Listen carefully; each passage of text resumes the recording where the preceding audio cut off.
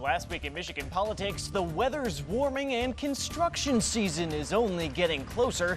The latest on proposals in Lansing on how to fund fixing the roads. Plus, your voice, your vote. The race for Michigan governor gained its newest high-profile contender this week, just as lawmakers in Lansing consider a major measure around voter registration. We have the latest. And as 13 on your side highlights influential women making a difference in our community this Women's History Month, hear from the first woman to become the mayor of the state's second largest city and how women opened the doors for her. I'm Josh Alburtus, and this is your 13 on your side rundown.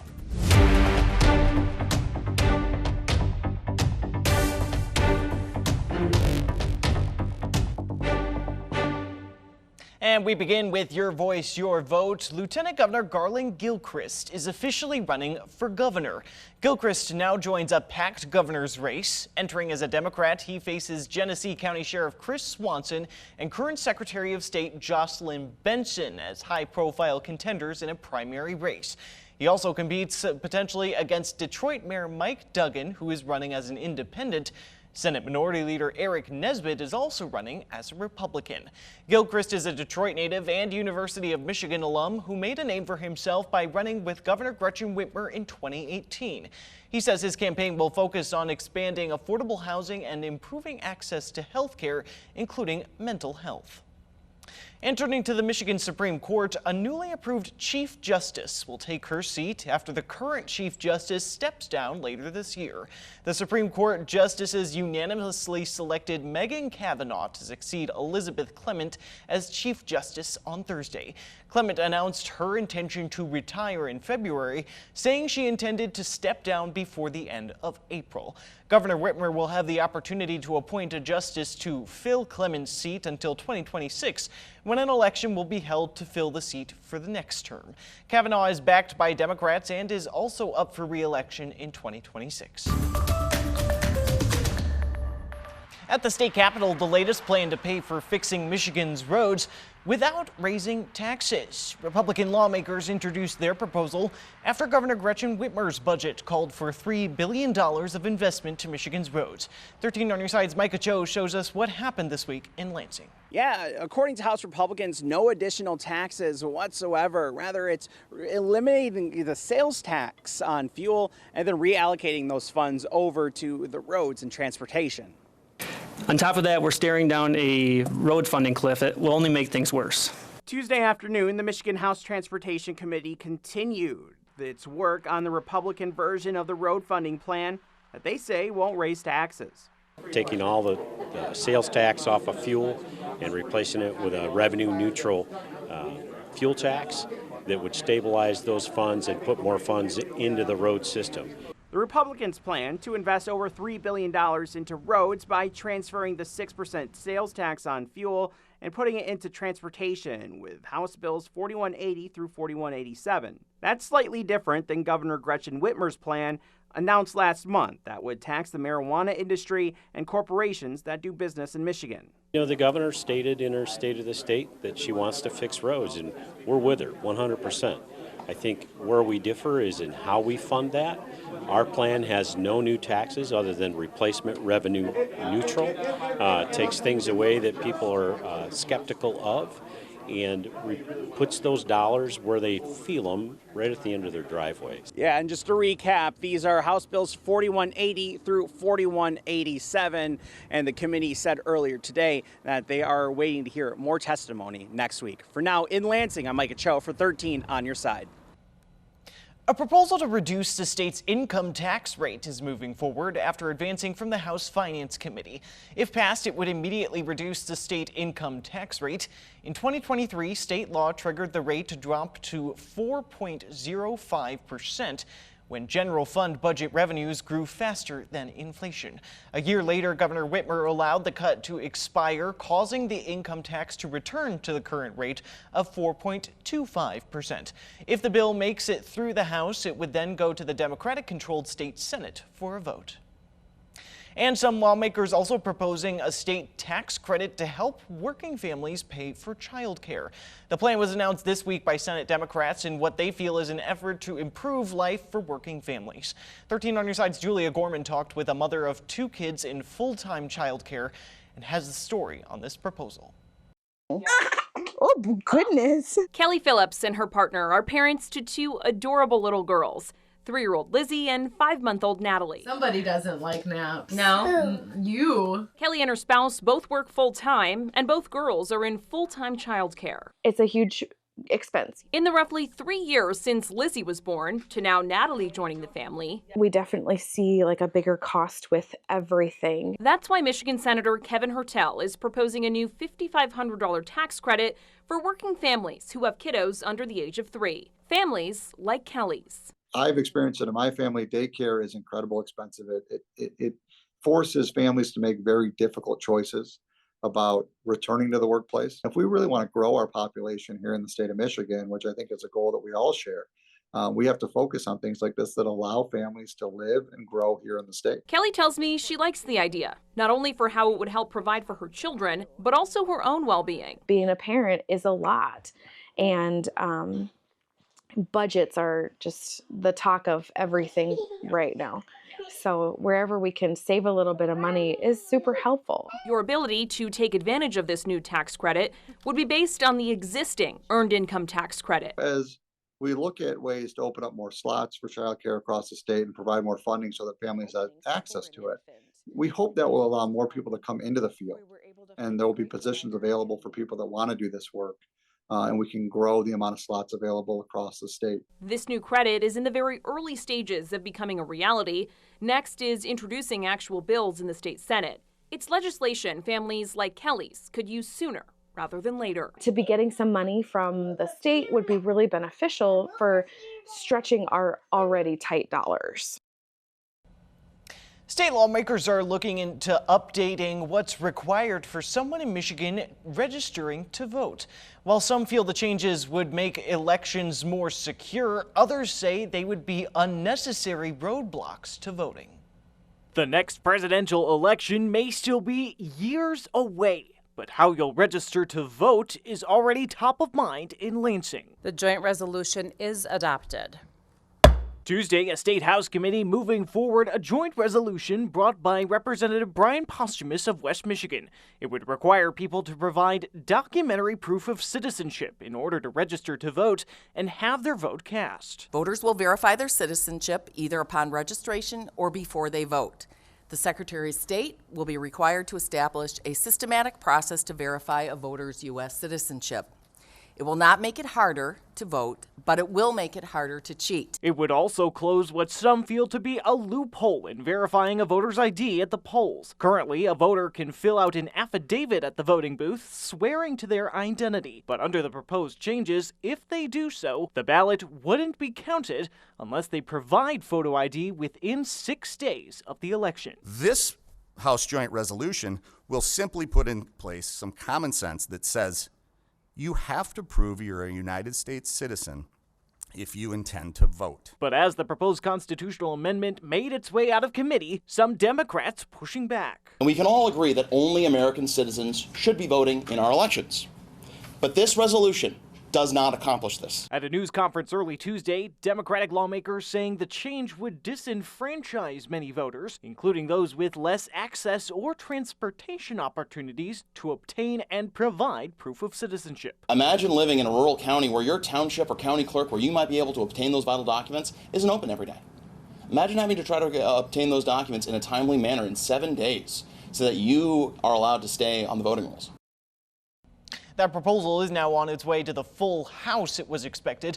But because this was a proposed amendment to the state's constitution, it would need 2/3 support from House and Senate lawmakers before it would then be put to a statewide vote for it to then become law. Crowds have gathered at town halls around the country to express their concerns over actions taken by the federal government. West Michigan Congressman Bill Huizenga held a telephone town hall last Friday and over the weekend to answer questions from those in his district.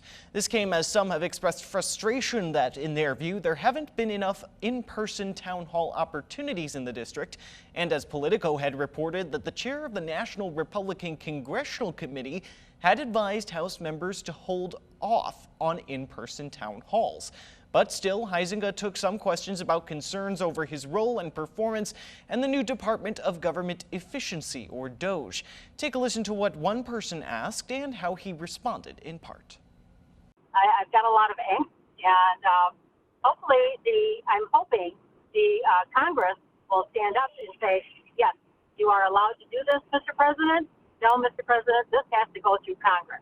Is that something that Congress is willing to do? I will fully admit, I think Elon Musk has tweeted first and thought second sometimes, and it's been he has plunged ahead without necessarily knowing and understanding what he legally has to do or what he is going to be doing. But these agencies are making their own decisions.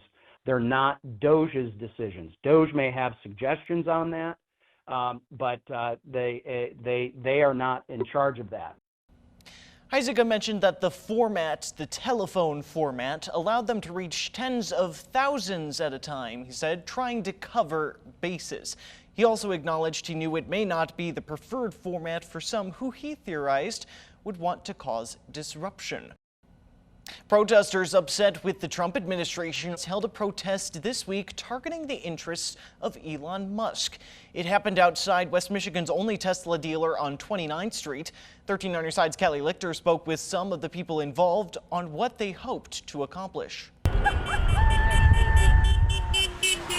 Dozens of protesters gathered outside the Tesla showroom in Grand Rapids Monday afternoon, demanding Elon Musk be held accountable. He's got no transparency. This guy is destroying America. Elizabeth Jenkins wanted a way to protest Musk's controversial ways of reducing federal spending under the Department of Government Efficiency, or DOGE. She says they're putting the pressure on Musk by picketing outside the only West Michigan Tesla showroom. I think it's really easy for people to understand that Tesla's connection to the chaos that's happening right now, and no one knows what to do, So we just had to do something. This is not the first event like this for tuba lady Karen Dunham, who frequents marches and protests with her instrument. But she says support for all of these causes, stand up, show up, come out, make stuff happen, is the way to make things happen. They are moving, our protests are having an effect, so we are making an impact. An impact which protester Nancy Marchkowski hopes is Musk leaving the White House. I'm hoping that if he feels enough pain from his companies having trouble, he'll leave. He'll just leave. A sentiment echoed by Jenkins. This guy's got this silly looking car. Don't need it here in Michigan. We don't need any of them in Michigan. And the others at the Grand Rapids Tesla showroom picket. And in Muskegon County, Trinity Health Muskegon has received money to help reduce gun violence. Michigan State Police recently awarded the health system a $318,000 grant. The money will allow Trinity Health to embed community health workers at 3 school districts. The hope is to reach at-risk students early and provide resources to help them succeed. What's unique about this implementation is that we're using those community health workers to help make sure that the students and their families are connected to resources that can support them in their in achieving their goals and just leading a happy, healthy life. Trinity says the health workers live in the Muskegon area and are familiar with potential challenges students face. They will be assigned to Muskegon Heights Public School Academy, Muskegon Public Schools, and Orchard View. Those districts, we're told, were chosen based on their truancy rate. The Michigan Department of Transportation has 10 major road projects coming to West Michigan this summer, including 2 on US 131 and 3 on I-96. To keep everyone informed of the projects, MDOT is hosting 2 virtual meetings next week. The virtual meetings will be on March 20th. The meetings are on Teams. You can join by calling the number on your screen and entering the conference ID. The first one starts at 12:30 p.m. and goes until 1. The second is from 5:30 to 6. An iconic downtown Grand Rapids office building is getting a facelift and transforming into a property with not only office space, but apartments too. Developers put sledgehammers to drywall this week at the Fifth Third Bank building to mark the start of construction. The city approved a major 20% tax incentive over the next quarter century for the project. 13 on your side's Alexis Dumergine got an inside look at the 95,000 square foot space. History is being made once again at Vandenberg Center, and we couldn't be more excited. Leaders from CWD Real Estate, the City of Grand Rapids, and community partners are officially breaking ground on this historic project that will transform office space into much-needed residential units. It's 1 + 1 = 3 for us and for the city, because it is not only helping to address housing and affordable housing, it's actually also improving the demographics of this area. It's kind of taking a regional issue and bringing strength to a smaller trade area as a result of that regional demand and absorbing something that's in less demand. Speakers from across the community attended the groundbreaking, including former Mayor Rosalind Bliss, who's excited to see her vision for a vibrant downtown come to life. When I was first elected, going on as mayor almost 10 years ago, we had a focus on what we can do to revitalize and strengthen our downtown and make sure that we are focused on creating places not just where people can work, but really where people can live and can come together. With the wall now officially broken down, the next step is demolition. So we actually have a material grinder that's coming in here, and it's actually going to grind up the metal studs, and we're going to carry it out, clean out the floors from 10 all the way down to 4. And then build 20 apartments per floor. There is one commitment that CWD Real Estate made to uphold their commitment to affordable housing. In conjunction with the Brownfield Authority is that 20% of that 140 units will be truly affordable or at 100% or below area median income. The city of Grand Rapids is considering becoming the only provider of residential trash, yard waste, and recycling services. The city already provides the service for 90% of those living in the city. The city says this plan would be the most cost-effective option for residents. We're told it would also reduce wear and tear on the roads and cause fewer greenhouse gas emissions. So right now, we drive down every street once a week to collect trash regardless. And if we can eliminate or remove the other vehicles from driving up and down the roads, it could be 5, 6 different trucks on the road every week. City leaders are still developing the proposal. They plan on getting input from people in the city during the spring and summer months. The first step is a community survey, and if the feedback is positive and the city commission approves the change, they anticipate it will be going into effect in 2027. Some local elementary schools have made a big switch, but not without concerns from members of their community. Coming up, what these schools are planning to do and why some are pushing back.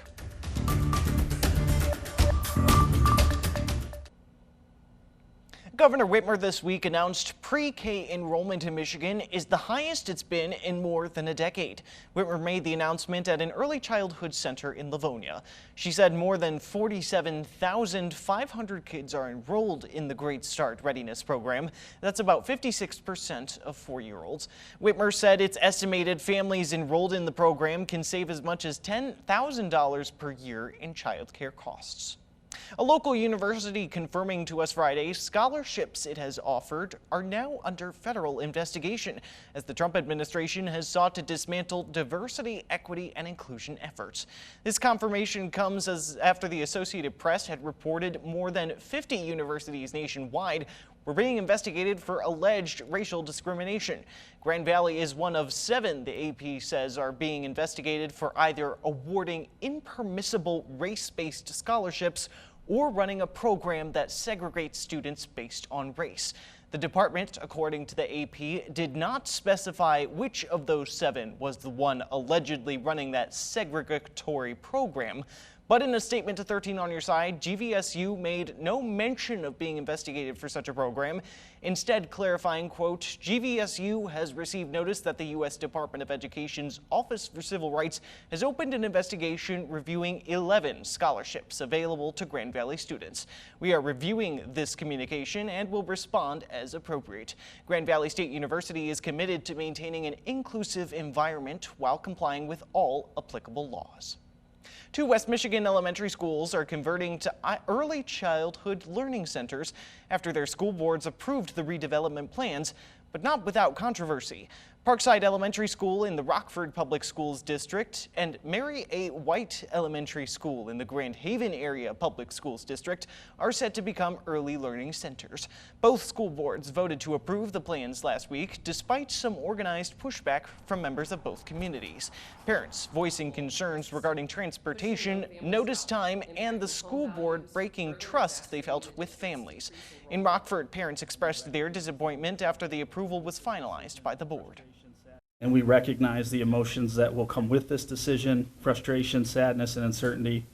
Your kids, your school, and your community mean a lot to you, and your passion has been evident throughout the process. I just want to reiterate that we empathize with you, see you, hear you. We understand how difficult this is. I hope it increases enrollment. I hope that my fears are wrong and that the district enrollment is saved, and I hope we don't have to worry about funding cuts. But I know in my heart that you broke trust in this process. At the end of the day, actions speak louder than words, and these actions speak volumes about the integrity of this administration. We are withdrawing our daughter from Rockford Community Ed Preschool for FORS next fall. And we are considering leaving the district altogether. Clearly, it is more important to have new families than keep the ones who are already invested in this community. Current Parkside Elementary students will be moved to Edgerton Trails and Valley View Elementary Schools once the plan goes into effect. And it was a similar story 40 miles away in Grand Haven as parents push back at the plan to repurpose Mary A. White Elementary. Parents of students even attending a city commission meeting to voice concerns. My family moved here just last fall. We chose the city due to the walkable resources Grand Haven had to offer, including our local neighborhood school of Mary A. White.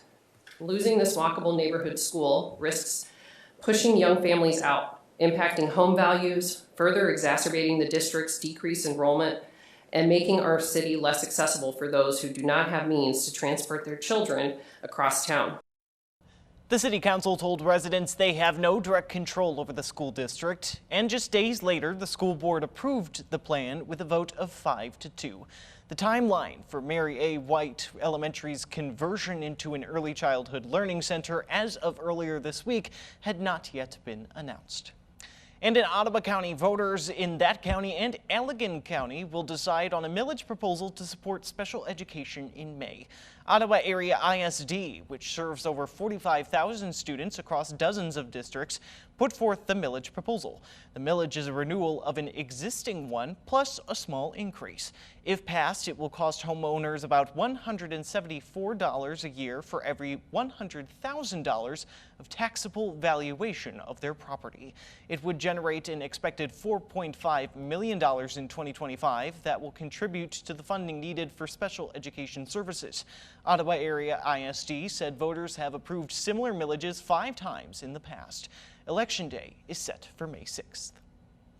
This Women's History Month, 13 on Your Side is highlighting women making a difference in our community. Coming up, our one-on-one sit-down with the first woman to ever serve as mayor of one of the state's largest cities.